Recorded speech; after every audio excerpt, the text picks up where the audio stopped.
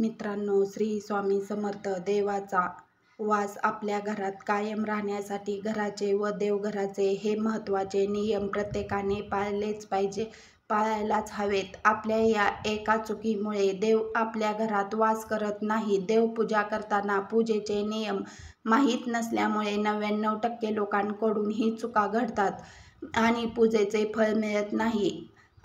या एका चुकीमुळे देव घरात वास करत नाही. तर कोणत्या आहेत हे महत्त्वाचे नियम जे आपल्याला माहीत असणे खूप आवश्यक आहे. देवघर हे देवाचे घर आहे, मग त्याबाबतच आपण काळजी घेणे खूप गरजेचे आहे. आपल्या देवघरात कोणकोणते देव असले पाहिजे आणि ते कसे ठेवावेत हे आपल्याला माहीत असले पाहिजे. देवघर हे आपल्या घरातील महत्त्वाचा भाग आहे. ज्या घरात देवघर नाही त्या घराला घर पण राहत नाही, त्या घराला शोभा येत नाही. बाहेर जाऊन कितीही देव करा, देवपूजा करा, पण जर तुमच्या घरातच तुमच्या देवांना जागा नसेल तर तुमची पूजा भक्ती कशी सार्थी लागेल? म्हणून आपल्या घरात छोटेसे का होईना देवघर पाहिजे. घरात देवघर असल्यामुळे आपल्याला घरातील वातावरण एकदम प्रसन्न आणि उत्साहित राहते.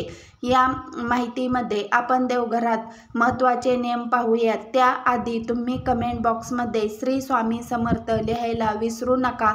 सोबतच चॅनलला सबस्क्राईब करा. स्वामी कृपेने तुमच्या सगळ्या इच्छा पूर्ण होतील. नंबर 1. देवघरात भिंतीला किंवा आपण जे लाकडी पाट वापरतो त्याला लाल रंग किंवा केशरी रंग असावा. नंबर 2. देवघर नेहमी स्वच्छ आणि प्रसन्न ठेवायचे आहे. देवघरात धूळ साचता कामा नये. देवांना आंघोळ घालण्याचे पाणी हे देखील स्वच्छ आणि निर्मळ असावे. आपण जे पाणी पितो त्याच्या पाण्याने देवाला आंघोळ घालावी. देवांना आंघोळ घातलेले पाणी एखाद्या झाडाला तुम्ही घालू शकता. ते पाणी पायदळी तुडवले जाणार नाही याची काळजी घ्या, कारण ते पाणी तीर्थ समजले जाते. पाणी तुळशीमध्ये विसर्जित करू नये, कारण त्यामध्ये आपण शिवपिंडीलाही अभिषेक करत असतो, आंघोळ घालत असतो आणि शिवपिंडीचे पाणी तुळशीमध्ये विसर्जित करू नये. तुळशीमध्ये पूजेमध्ये ते विसर्जित करावे. आपण देवघरात कोणत्याही देवाची एकापेक्षा जास्त मूर्ती, फोटो ठेवू नये. आपल्या घरातील देवघरात उजव्या सोंडेचा गणपती ठेवू नये, कारण उजव्या सोंडेच्या गणपतीचे शास्त्र खूप कठीण असते आणि त्याची पूजाही खूप कठीण असते. ते जर आपल्याकडून व्यवस्थित पाळले गेले नाही तर आपल्याला दोष लागू शकतो. म्हणून आपल्या देवघरात नेहमी डाव्या सोंडेचा गणपती ठेवावा आणि दररोज देवपूजा करताना प्रथम गणपतीची पूजा करावी. प्रथम गणपतीला आंघोळ घालावी. प्रथम गणपतीला आसनस्थ करावे. प्रथम गणपतीला गंध लावावे. नंबर 5. देवघरात नंदी नागासहित एकत्र महादेवाची पिंड ठेवू नये, कारण आपण जेव्हा महादेवाच्या पिंडीवर अभिषेक घालतो तेव्हा त्या अभिषेकाचे पाणी नंदीवर पडते. नंदी हा महादेवांचा शिष्य आहे. ते पाणी नंदीवर पडल्यामुळे त्याचा कोप होतो आणि त्यामुळे आपल्यावर संकट आपल्याला आपली कुलदैवत आणि कुलदेव माहीत असणे गरजेचे आहे. जर माहीत नसतील तर आपल्याला विविध संकटांना तोंड द्यावे लागते. आपल्या देवघरात आपल्या कुलदेवताचा एक फोटो किंवा एक मूर्ती असणे आवश्यक आहे.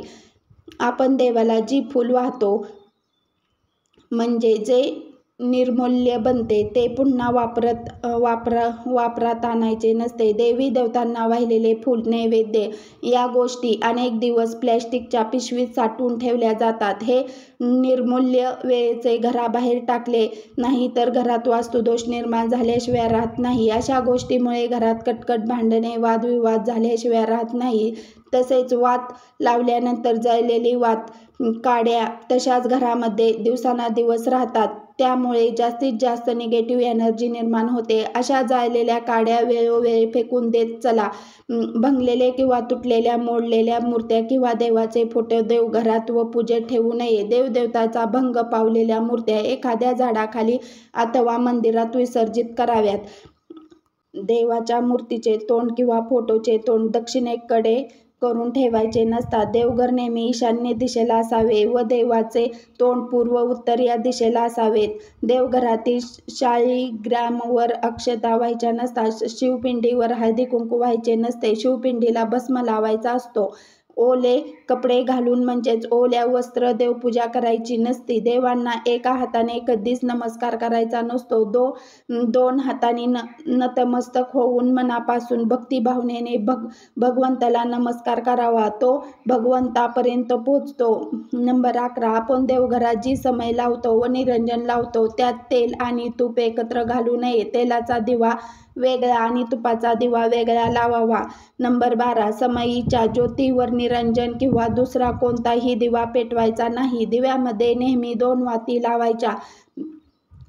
जीवाचा आणि शिवाचा प्रतीक म्हणून या वाती लावायच्या असतात. देवघरात घंटी जरूर असावी. सकाळी संध्याकाळी घंटानाद व्हायला हवा. यामुळे घरात नकारात्मक ऊर्जा निघून जाते. घंटीनाद झाल्यामुळे देवघरातील वातावरण सकारात्मक होते व प्रसन्न राहते. नंबर 13, देवांना नमस्कार करताना आपल्या डोक्यातील टोपी काढून नमस्कार करावा. देवापुढे नतमस्तक व्हायचे असते. आपण त्यांना शरण गेलेला असतो. आपण देवघरात किंवा मंदिरात जी स्तोत्र किंवा मंत्र म्हणतो ती मोठ्या आवाजात म्हणायची, परंतु जप करताना देवाचे नामस्मरण करत असतो म्हणून ते शांततेत केलेले पाहिजे. नंबर 14, देवांना आपण जेव्हा गंध लावतो तो गंध करंगळीच्या शेजारी बोटाने लावायचा आहे आणि आपल्या पितरांचे म्हणजे पूर्वजांना अंगठ्याच्या शेजारच्या बोटाने गंध लावावा. स्वतःला मधल्या बोटाने गंध लावावा व इतरांना अंगठ्याने गंध लावावा. नंबर 15, नैवेद्याच्या पानात किंवा ताटात मीठ वाढू नये. त्याचप्रमाणे कांदा, लसूण, लिंबू देखील वाढू नये, कारण हे सर्व पदार्थ तमासी आहेत. नंबर 16, मारुती हा ब्रह्मचारी आहे, त्यामुळे त्याची मूर्ती देवघरात ठेवायची नसती. त्याची मूर्ती जर देवघरात ठेवली तर घरातील 3ऱ्या पिढीचा वंश खंडित होण्याची शक्यता असते. म्हणून मारुतीची मूर्ती देवघरात ठेवू नये. नंबर 17, देवघरात कमीत कमी मूर्ती व फोटो असावेत. देवांचे फोटो दक्षिण भिंतीला लावू नये. नंबर 18, देवघराच्या अगदी समोर तिजोरी नसावी. तिजोरीसाठी उत्तरेकडे तोंड करून सेपरेट जागा असावी, कारण उत्तर ही दिशा लक्ष्मीची आहे. देवघरात नंबर 19, देवघरात पूर्वजांचा फोटो लावू नयेत. पूर्वजांचे फोटो लावण्यासाठी दक्षिण दिशा योग्य आहे. नंबर 20, देवघरामध्ये देवघर अशा ठिकाणी असावे तेथे दिवसातून काही काळासाठी तरी सूर्यप्रकाश व ताजी हवा पोहोचेल. त्यामुळे घरातील विविध दोष आपोआप नष्ट होतील. घरामध्ये कोणत्याही प्रकारचा वास्तुदोष राहणार नाही. सूर्यप्रकाश घरामध्ये आल्यामुळे घरातील वातावरण प्रसन्न निर्मळ होऊन जाते. नंबर 21, देवघरात पांढरी संगमरवरी फरशी बसवावी. देवघरात बाळकृष्णाची मूर्ती जरूर ठेवावी. घरामध्ये अन्नपूर्ण मातेची मूर्ती जरूर असावी. यामुळे घरामध्ये अन्नधान्याची कधीही कमतरता भासत नाही. तसेच देवघरामध्ये कुलदेवीचा टाक असणे अत्यावश्यक आहे. देवघरामध्ये लक्ष्मीच्या चांदीची किंवा पितळेची मूर्ती असणे देखील आवश्यक आहे. माता लक्ष्मीचे आपल्याकडून सेवा झाली पाहिजे म्हणून लक्ष्मीची मूर्ती आपल्या घरी कमळावर आसनस्थ असलेली असावी. लक्ष्मीची मूर्ती उभी असलेली घरामध्ये ठेवू नये. ती कमळामध्ये विराजमान आहे अशीच मूर्ती घरामध्ये ठेवावी. त्यामुळे आपल्या घरात ही लक्ष्मीचे निरंतर वास करते. देवघराच्या वरील बाजूस निर्मूल्य असू नये. तसेच कोणत्याही प्रकारच्या अडगळ ही देवघराच्या वरती ठेवू नये. नंबर 22, आपले पूजेचे सामान सुद्धा एखाद्या खाली ड्रॉवर करून त्याच्यामध्ये ठेवावे. पूजेचे सामान व्यवस्थित ठेवा व इकडे तिकडे पसरलेले नसावे. पूजेच्या सामानाला कोणाचाही पाय लागणार नाही याची काळजी घ्यावे. पूजेचे सामान ठेवताना स्वच्छ ठिकाणी ठेवावे. त्यामुळे त्याच्यामध्ये निर्मलता, सात्विकता, पवित्रता राहिले पाहिजे. नंबर 23, देवघरात यंत्र असल्यास ती उभी मांडू नयेत. जमिनीशी समांतर अशी मांडावी. यंत्र अखंडित असावी, ती जोडलेली नसावीत. नंबर 24, काही घरामध्ये अगदी कमी जागा असते तेथे देवघर भिंतीवर अडकून उभ्यानेच पूजा केली तरी चालते. देव आपल्या सर्व समस्या समजून घेतो आणि आपली पूजा मान्य करून घेतो. फक्त स्वच्छ मनाने, भक्ती भावनेने देवाची पूजा करणे गरजेचे आहे. देवघरातील समय दिवा आग्नेय कोपऱ्यात ठेवावा. तसेच धूप अगरबत्ती वायुव्य कोपऱ्यात ठेवावी. कारण आग्नेय कोपऱ्यात आग्नेय देवतेचा वास असतो व वायुव्य कोपऱ्यात वायू देवतेचा असतो. त्याच्यामुळे हे कारण अतिशय योग्य मानले जाते. नंबर 25 कोणी भेट म्हणून दिलेले देव किंवा देवाचे फोटो सापडलेले देव. तुमच्या बुडीत घराण्यातून आलेले देव आपल्या देवघरात ठेवू नये.